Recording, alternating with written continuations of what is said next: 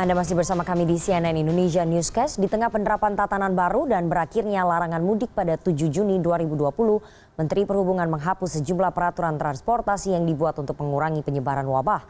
Salah satu pasal yang dihapus adalah batas maksimal penumpang angkutan umum sebesar 50% dari kapasitas. Kita memang bekerja sama dengan gugus tugas dengan intensif. Menteri Perhubungan Budi Karya Sumadi resmi menghapus ketentuan batas penumpang 50% pada operasional angkutan umum dan pribadi. Hal ini tertuang dalam Permenhub 41 tahun 2020 yang diteken 8 Juni 2020. Permenhub baru ini mengubah beberapa pasal dalam Permenhub nomor 18 tahun 2020 tentang pengendalian transportasi dalam rangka pencegahan penyebaran COVID-19. Salah satu pasal yang diubah misalnya terdapat pada pasal 11 yang mengatur kendaraan bermotor umum berupa mobil penumpang dan bus dilakukan pembatasan jumlah penumpang dari jumlah kapasitas tempat duduk. Pengaturan kapasitas yang sama juga berlaku untuk kendaraan bermotor perseorangan dan sepeda motor. Sebelumnya, pasal tersebut mewajibkan kendaraan bermotor umum dan pribadi menerapkan kapasitas maksimal 50%. Budi Karya juga mengubah aturan batas minimal dalam moda perkereta-apian. Awalnya, kereta api antar kota maksimal boleh mengangkut 65%, sedangkan kereta api perkotaan hanya boleh 35% dan kereta api lokal 50%. Dalam aturan baru, aturan kapasitas maksimal itu tak berlaku lagi. Penumpang internasional wajib melakukan tes PCR. Untuk penerbangan domestik dengan jangka waktu 7 hari, penumpang wajib melakukan tes PCR. Sementara untuk jangka waktu bepergian 3 hari, penumpang wajib melakukan rapid test. Menunjukkan surat keterangan PCR yang berlaku selama 7 hari.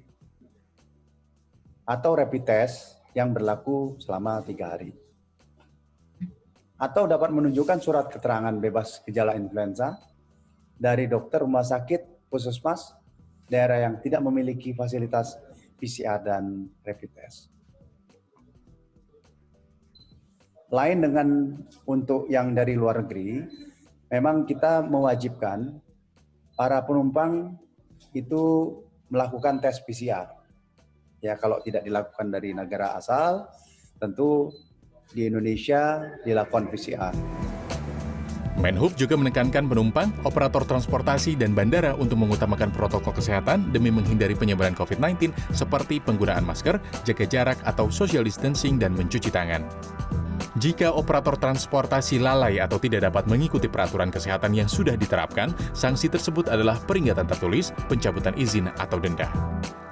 Tim Liputan CNN Indonesia. Menteri Perhubungan menghapus ketentuan pembatasan penumpang pada transportasi umum dan kendaraan pribadi. Aturan ini tertuang di Permenhub nomor 41 tahun 2020 tentang pengendalian transportasi dalam rangka mencegah penyebaran COVID-19. Namun aturan ini tetap menekankan kewajiban physical distancing. Bagaimana persiapan angkutan umum dan ojek online dalam menjalankan protokol kesehatan? Kita akan membahasnya malam hari ini dengan para narasumber yang sudah bergabung dari luar studio melalui sambungan Zoom. Ada Darmaning Tias, pengamat transportasi Institut Studi Transportasi. Selamat malam Pak Darmaning Tias. Selamat malam Mbak Rifana. Dan ada Pak Ateng Aryono, Sekjen Organda, Organisasi Angkutan Darat. Selamat malam Pak Ateng. Selamat malam Mbak Rifana. Ya, dan melalui sambungan telepon juga sudah bergabung bersama dengan kami, Igun Wicaksono, Ketua Presidium Gabungan Aksi Roda 2 atau Garda Indonesia. Selamat malam Pak Igun. Selamat malam. Oke, sebelum saya nanti ke Pak Igun, saya mau tanya dulu ini ke Pak Ateng. Pak Ateng, Permenhub nomor 41 tahun 2020 sudah diterbitkan. Di situ Kementerian Perhubungan ataupun Menteri Perhubungan menghapuskan larangan pembatasan dari jumlah penumpang begitu di transportasi umum ataupun di kendaraan pribadi. Bagaimana respon Organda, Pak Ateng? Sebenarnya begini, kalau kita cermati ya, dari PM41 itu memang betul, di situ sudah tidak tercantum lagi seperti halnya di PM25 ataupun PM18 yang mencantumkan contoh di angkutan jalan raya itu 50%. Ya. Tapi tetap memperhatikan physical distancing, jaga jarak, kemudian kebersihan dan sebagainya. Oke. Nah, dua hal ini sendiri kami pikir memang oke. Tapi kemudian untuk pembatasan itu ada ketentuan lain di dalam ketentuan itu yang menyatakan akan dibuat ketentuan penetapan untuk pembatasan ini dengan keputusan yang lain. Jadi kami masih tanda tanya sesungguhnya. Apakah memang kemudian akan muncul keputusan lain yang kemudian akan menjadikan itu pembatasan atau sesungguhnya memang melakukan pembebasan kepada kami semua jenis angkutan, baik itu udara, laut, darat, ataupun kereta api. Oke. Jadi sesungguhnya pasal 14 kan menyatakan begitu. Oke, artinya masih ada kebingungan begitu ya dalam bentuk regulasi kepada para pengelola angkutan umum begitu ya, mengingat apakah kemudian nanti Kementerian Perhubungan akan mengeluarkan aturan turunan seperti surat edaran begitu ya. Jadi belum jelas apakah memang betul-betul dibebaskan atau mungkin memang dibatasi atau mungkin sudah dihapus pembatasannya begitu Pak Ateng? Karena begini, sejak awal ketika akhirnya dinyatakan ada pembatasan okupansi, itu merujuk pada ketentuan physical distancing dan menjaga jarak dan sebagainya. Itu sesuatu yang pada dasarnya dapat kami terima. Ya, pada dasarnya dapat kami terima. Meskipun urusan 50% itu kemudian kita mesti bicarakan ketika kita bicara new normal.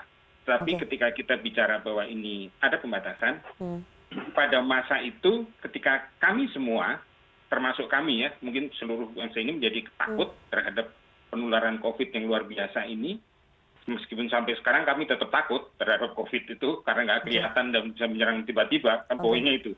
Nah, ini sudah dibuat dengan keputusan itu. Nah, tapi kemudian ketika sekarang ini di dalam PM yang baru dinyatakan bahwa itu dicabut, tapi akan diputuskan dalam keputusan lain ketika itu dipandang perlu. Saya pikir itu nuansanya yang tertuang di dalam PM 41. Iya, Pak Ateng, tapi untuk kebijakan yang sekarang, untuk kebijakan dari Kemenhub menghapus ketentuan jumlah penumpang, batasan ketentuan jumlah penumpang, ini menguntungkan tidak sih bagi para pengelola transportasi umum? Sekarang kita tidak bisa bicara untung ataupun rugi, karena kalau rugi sudah pasti kan gitu. Semenjak masa COVID ini kan kita sudah mengalami sesuatu kondisi yang babak belur kan. Kita sudah benar-benar angkutan jalan raya ya, roda 4 ke atas itu sudah omset menurun 90% bahkan sampai 100%, itu menjadi sesuatu yang nyata yang kita alami pada kita sehari-hari. Sehingga mereka menyiasati dengan berbagai macam cara. Itu yang pertama. Nah, ketika akhirnya seolah-olah ini bebas, jangan sampai nanti ini menjadi seolah-olah ini sudah dibebaskan. Ada ketentuan lain nggak yang mengatur? Kalau memang sudah benar dibebaskan, apakah new normal itu benar-benar menyatakan bahwa ini nanti bisa beroperasi seperti biasa? Tentunya ini akan menjadi sesuatu yang antara baik, tapi antara sesuatu yang kita juga tanda tanya. Karena pada dasarnya kita sebagai angkutan yang taat asas, taat aturan, kita akan mengikuti hal-hal yang memang sudah digariskan, tentunya dalam rangka pencegahan penyebaran dan penularan.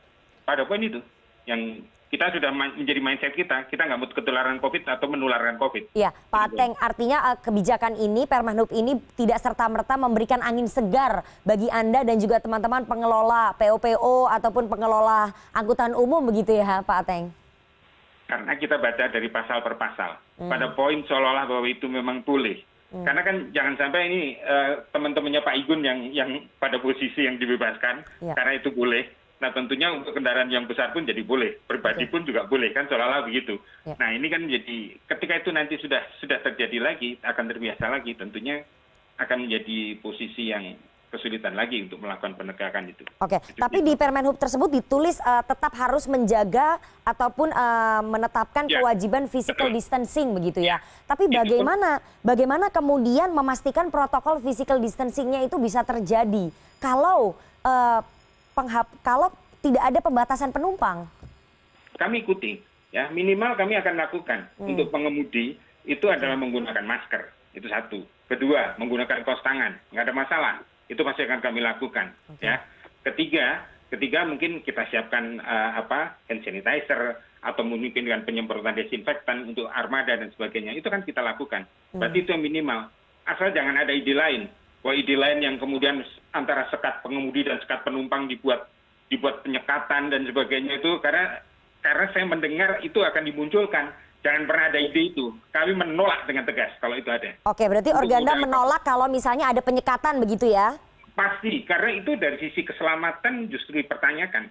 Karena itu akan membahayakan. Itu satu.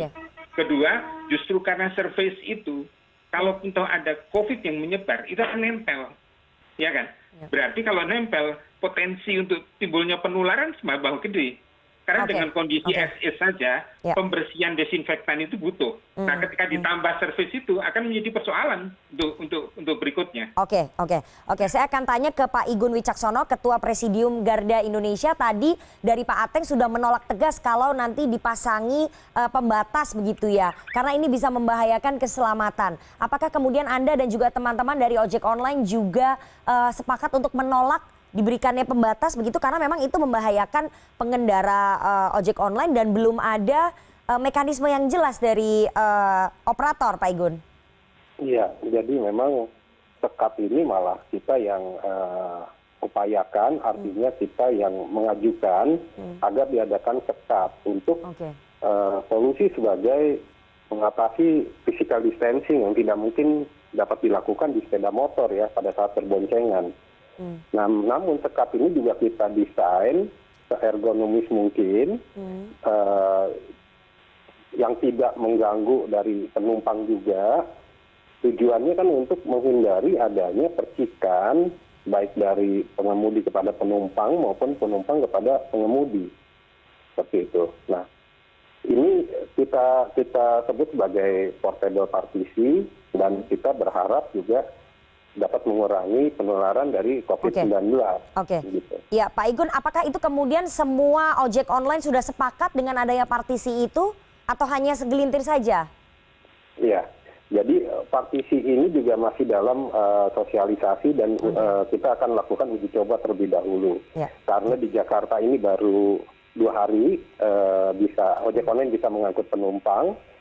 Kemungkinan minggu ini kita akan sebar sekitar 100 partisi untuk dilakukan uji coba. Oke. Kita akan mendengarkan keluhan-keluhan dulu dari teman-teman kita maupun dari penumpang. Dan masukan-masukan apa yang sekiranya partisi ini diperlukan atau tidak, baik oleh pengemudi ojek online maupun oleh penumpang. Oke, saya mau ke Pak Darman Ningtyas. Pak Darman Ningtyas, kalau Anda melihat bahwa Permenhub nomor 41 tahun 2020 ini seperti membingungkan stakeholder seperti Organda itu bingung. Nanti kita akan bahas bagaimana sebetulnya kebijakan yang tepat. Apakah ini memang kebijakan yang tepat yang dikeluarkan oleh Kementerian Perhubungan? Kita akan kembali sesaat lagi. CNN Indonesia Newscast segera kembali usai jeda.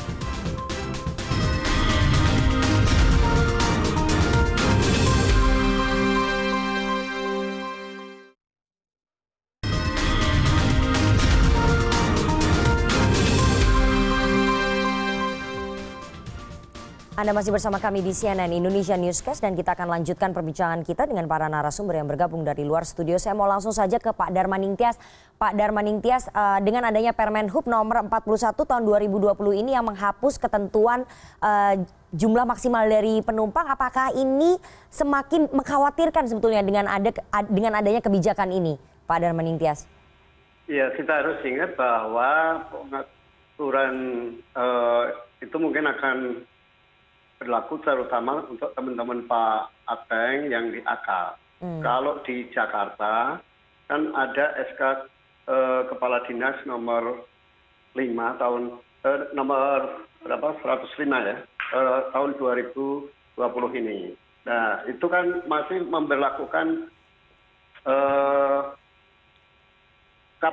pembatasan kapasitas baik untuk bis gandeng, bis maksim maupun bis sedang. Jadi saya kira kalau di DKI itu jelas akan mengacu pada SK Kadishub nomor 105 tahun 2020. Jadi kalau untuk DKI saya kira tidak perlu bingung karena jelas acuannya di sana. Tapi kalau untuk teman-teman Pak Ateng yang akap barangkali dan juga di luar DKI mungkin menimbulkan kebingungan. Memang di SE gugus tugas nomor 7 itu juga hanya ditekankan perlu mengambil perlu jaga jarak.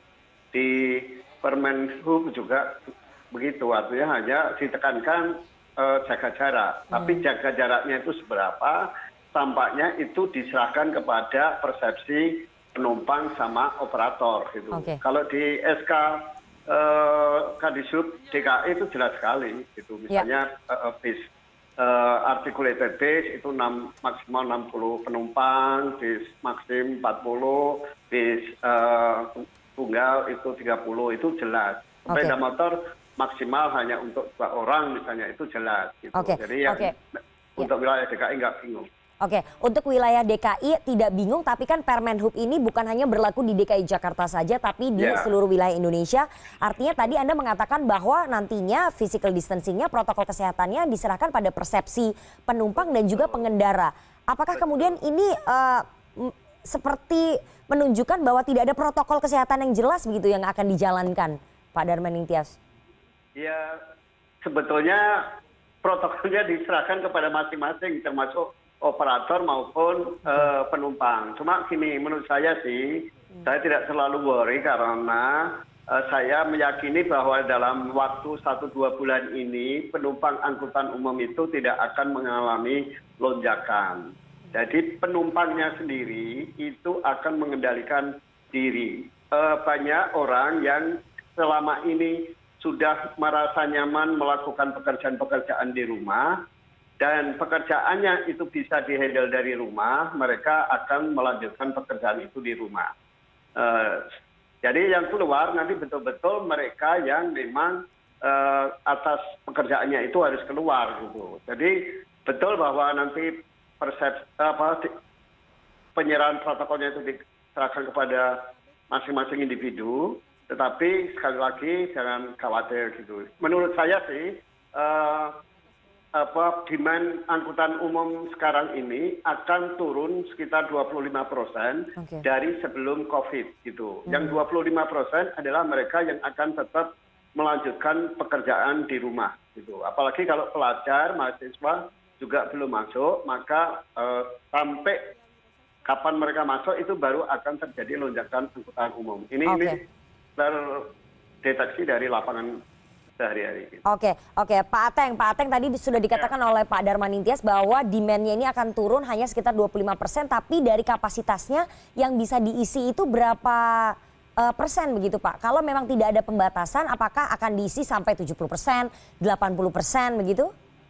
Sebenarnya begini, kami pun ketika kemarin di 50%, kami juga mengusulkan untuk itu jangan 50%, berarti 50%. 50% itu ketika akhirnya dari perhitungan akuntansi biaya, ketika kami menghitung dari pentarifan dan sebagainya, maka akan terjadi pengurangan potensi yang cukup besar, separuh itu. Nah, itu pertama. Kedua, yang saya pikir juga perlu diperhatikan adalah kewajaran sosial. Jadi begini, ketika sama seperti yang ada dalam satu mobil, ketika itu satu keluarga, boleh tidak harus berjauh-jauhan.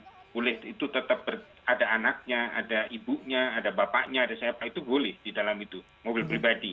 Nah, saya pikir di angkutan umum pun juga ketika itu satu keluarga, mereka tidak harus dipisahkan duduknya, meskipun ada protokol physical distancing. Nah, hal-hal yang semacam itu mestinya itu bisa diaplikasikan sehingga tidak kaku pada 50%. Itu poin yang satu yang saya pikir menjadi catatan. Kedua, pada posisi 50% kalau itu dipertahankan, tentunya ada kebutuhan melonjak, meskipun tadi Pak Tias meramalkan bahwa itu akan terjadi penurunan permintaan, tapi kita bisa melihat ketika kemarin hari Senin ya di seputaran Jakarta ini bergerak komuter traffic saja, itu ngantri di stasiun, ngantri apapun begitu luar biasa. Ya, kalau itu yang terjadi, mungkin kan ada kebutuhan angkutan pada posisi itu. Nah, kami mengusulkan sekaligus pada kesempatan ini untuk mestinya bisa memanfaatkan angkutan-angkutan yang lain yang pada posisi idle saat ini, contoh angkutan pariwisata, angkutan AKDP dan sebagainya, kan itu bisa dimanfaatkan, mereka banyak idle. Nah, ini mesti dilakukan, ya. Termasuk ketika itu angkutan antar kota yang harus datang ke terminal yang pada posisi yang dibuka agak berjauhan, itu bisa memanfaatkan poolnya masing-masing kendaraan, karena dengan posisi pool, protokol kebersihan yang dilakukan oleh para operator ini jauh lebih bisa dilakukan dengan teliti oleh mereka daripada mereka lakukan di terminal. Itu termasuk salah satu yang mau dipertimbangkan, sehingga itu akan jadi posisi perbaikan pelayanan angkutan secara keseluruhan. Oke, tapi Anda dan juga teman-teman dari organisasi angkutan darat menjanjikan bahwa meskipun ini dihapuskan, meskipun pembatasan jumlah penumpang ini kemudian dihapuskan, tapi protokol kesehatan kemudian physical distancing tetap akan dijaga ya Pak? Ya, artinya kami akan menggunakan common sense bahwa ini kita harus lakukan. Karena apa? 2 poin yang tadi saya sebutkan. Kami tidak ingin menjadi bagian dari penularan dan kami tidak ingin tertular. Jadi sama-sama. Ya. Tapi kami akan jamin seluruh personil kami itu pada posisi sehat. Bekerja dalam posisi sehat, menjaga kesehatan, menjaga kebersihan dan sebagainya. Dan menjaga perangkat-perangkat di sarana kami dengan baik. Barangkali itu yang kami bisa janjikan. Ya. Oke, terakhir ke Pak Igun Wicaksono, Ketua Presidium Garda, apa yang bisa Anda dan juga teman-teman ojek online janjikan kepada para calon penumpang nantinya? Karena ini ada kekhawatiran, karena kalau misalnya kita lihat di lapangan, itu banyak sekali kemudian para pengemudi ojek online yang tidak menggunakan masker, kemudian tidak menggunakan sarung tangan, dan tidak memakai hand sanitizer, seperti itu. Ini bagaimana dan belum ada sekat pembatasnya gitu Pak Igun? Iya. Ini kita terus lakukan sosialisasi dan lakukan himbauan-himbauan kepada teman-teman kita untuk patuhi protokol kesehatan yang sudah dikeluarkan oleh pemerintah. Nah, ini tujuannya adalah untuk menjaga kesehatan bersama antara pengemudi maupun penumpang. Nah, penumpang juga punya hak untuk bisa menegur pengemudi yang tidak patuh atas protokol kesehatan, seperti apabila penumpang mendapati pengemudi yang tidak menggunakan masker, silakan ditegur ataupun boleh membatalkan orderan ojek online-nya. Apabila sudah betul-betul si pengemudi ini tidak bisa ditegur oleh penumpang. Nah, sehingga ini kan akan menjadi kerugian sendiri bagi pengemudi apabila tidak mengikuti protokol kesehatan. Begitu juga pengemudi kepada penumpang. Penumpang yang tidak mematuhi protokol kesehatan, pengemudi berhak untuk menegur dan membatalkan orderan si penumpang tersebut. Tujuannya juga untuk saling menjaga protokol kesehatan ini. Nah, kita juga sampaikan bahwa memang nantinya akan ada penyekat antara pengemudi dengan penumpang. Kita akan terus lakukan uji coba penyekat ini karena memang untuk keamanan bersama. Iya, baik, nanti kita tunggu bagaimana implementasinya di lapangan. Semoga memang membawa kebaikan bagi semuanya di pola tatanan hidup baru ini, baik kepada calon penumpang dan juga kepada calon pengemudi, baik itu transportasi umum ataupun ojek online. Terima kasih sekali para narasumber yang sudah bergabung melalui sambungan Zoom dan juga telepon. Sayang sekali waktu kita sudah habis. Terima kasih Pak Darmaning Tias, pengamat transportasi Institut Studi Transportasi. Kemudian ada Pak Igun Wicaksono, Ketua Presidium Garda, dan ada Pak Ateng Aryono, Sekjen Organda, Organisasi Angkutan Darat. Terima kasih sekali semua narasumber yang sudah bergabung malam hari ini. Pengelola lokasi wisata dan pusat perbelanjaan mulai bersiap untuk kembali beroperasi jelang diberlakukannya masa new normal. CNN Indonesia Newscast segera kembali.